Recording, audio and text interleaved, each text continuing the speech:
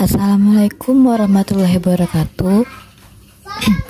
Saya Melia Sari dengan NIM 21140160007 dari kelas A dan Triandana Lestari dengan NIM 21140160063 dari kelas C akan membawakan profil dari mata kuliah Sejarah Sastra Lama Indonesia.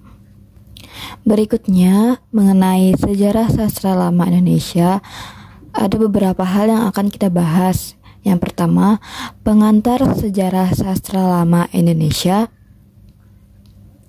Yang kedua, deskripsi sejarah sastra lama Indonesia.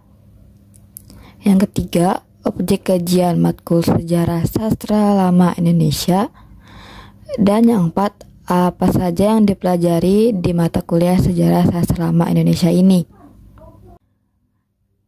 Pertama-tama akan kita bahas mengenai pengantar dari mata kuliah Sejarah Sastra Lama Indonesia. Mata kuliah Sejarah Sastra Lama ini mempelajari sejarah atau aspek historis dari sastra lama yang merupakan karya sastra yang berbentuk lisan atau ucapan.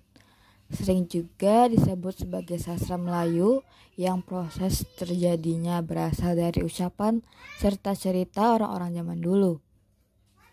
Kesusastraan lama adalah karya sastra yang lahir dalam masyarakat lama, yaitu suatu masyarakat yang masih memegang adat istiadat yang berlaku di daerahnya. Karya sastra lama biasanya bersifat moral, pendidikan, nasihat, adat istiadat, serta ajaran-ajaran agama. Cerita-cerita tersebut banyak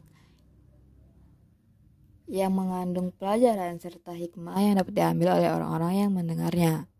Belum ada penghitungan pasti berapa jumlah karya sastra lama yang terdapat di Indonesia. Tapi kalau dilihat dari jumlah penduduk serta jumlah suku yang terdapat di Indonesia, nampaknya karya sastra lama berjumlah ratusan ribu bahkan jutaan. Karena setiap suku, daerah, bahkan kampung memiliki sastra lama tersendiri yang diceritakan menjadi dongeng turun-temurun dari masa ke masa. Seperti contohnya saja tentang legenda Si Malin Gundang yang terus diceritakan dari masa ke masa.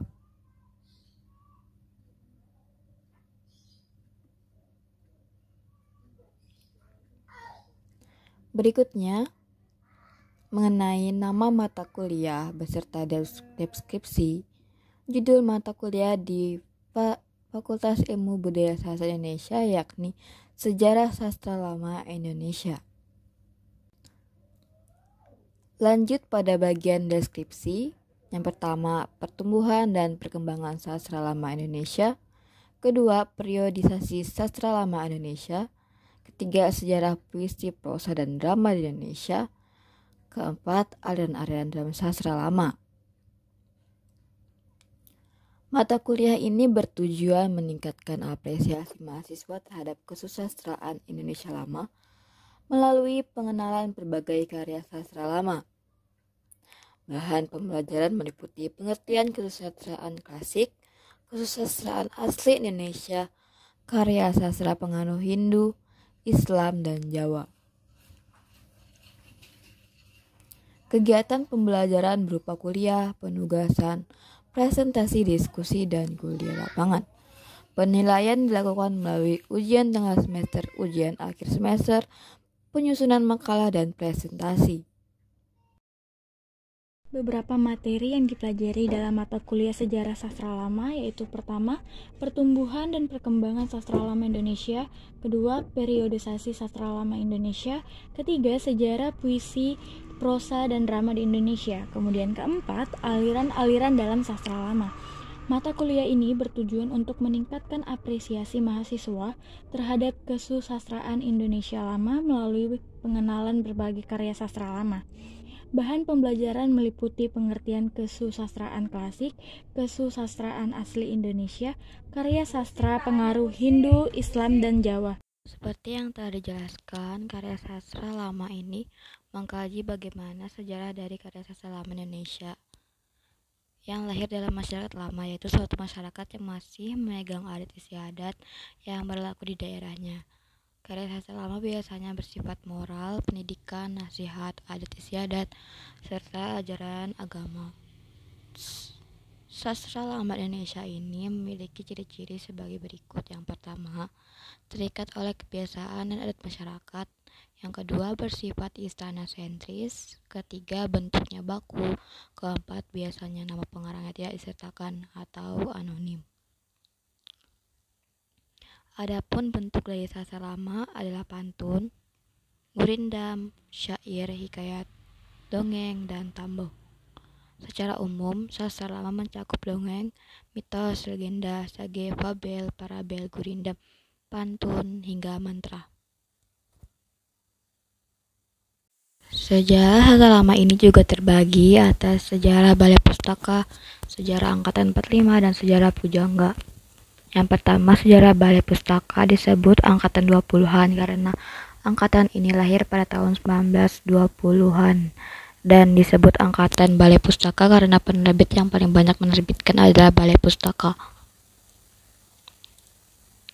Penerbit ini sangat berjasa bagi dunia sastra Indonesia karena dengan adanya penerbit ini lahir berbagai macam karya sastra terkenal. Balai Pustaka tidak hanya berperan pada masa tahun 1920-an saja, melainkan sampai masa-masa berikutnya, bahkan sampai sekarang. Karya yang paling terkenal pada masa ini adalah Siti Nurbaya karangan Marah Rusli.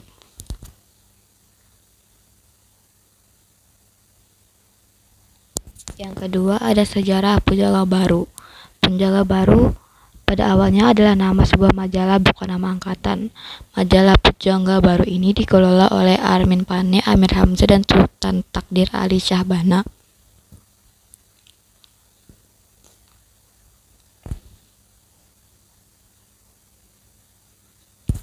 Pujangga Baru terbit pertama kali pada bulan Juli tahun 1933. Artikel yang mengangkat nama penerbit ini adalah Menuju Seni Baru karya Ali Syahbana. Kesusastraan baru karya Armin Pane ini memperlihatkan keinginan sastrawan mengangkat sastra Indonesia agar terlepas dari sastra tradisional. Yang ketiga ada sejarah Angkatan 45. Fase ini ditandai dengan munculnya tulisan Yasin yang secara jelas hendak mengangkat Chairil Anwar sebagai tokoh sentral Angkatan 45. Mata pelajaran yang dikaji dalam mata kuliah sejarah sastra lama yaitu pertama, hakikat sastra lama, kedua, sastra Melayu lama, ketiga, sastra rakyat, keempat, folklore, kelima, puisi lama, keenam, cerita jenaka, ketujuh, fabel, kedelapan, sastra Hindu Islam, dan kesembilan, Mahabharata dan Ramayana. Adapun kesusastraan lama dibagi menjadi 4 bagian. Yang pertama adalah kesusastraan zaman purba, yang kedua kesusastraan zaman Hindu-Buddha, yang ketiga kesusastraan zaman Islam, keempat kesusastraan zaman Arab Melayu.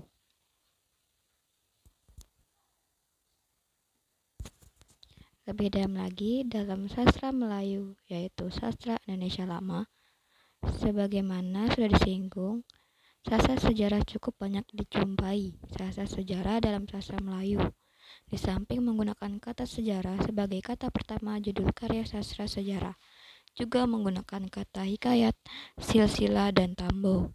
Misalnya sejarah Melayu, sejarah Palembang, hikayat Raja-Raja Pasai, hikayat Banjar, silsilah Kutai, silsilah Melayu dan Bugis, tamboh Bangka Hulu, dan tamboh Minangkabau. Naskah karya sastra sejarah Melayu tercatat dalam beberapa katalogus, antara lain naskah yang terdapat di Leiden terdapat dalam 2 katalogus, yaitu katalogus John Ball sebanyak 22 judul. Berdasarkan uraian yang dikemukakan, disimpulkan secara umum jenis sastra sejarah adalah sebagai berikut.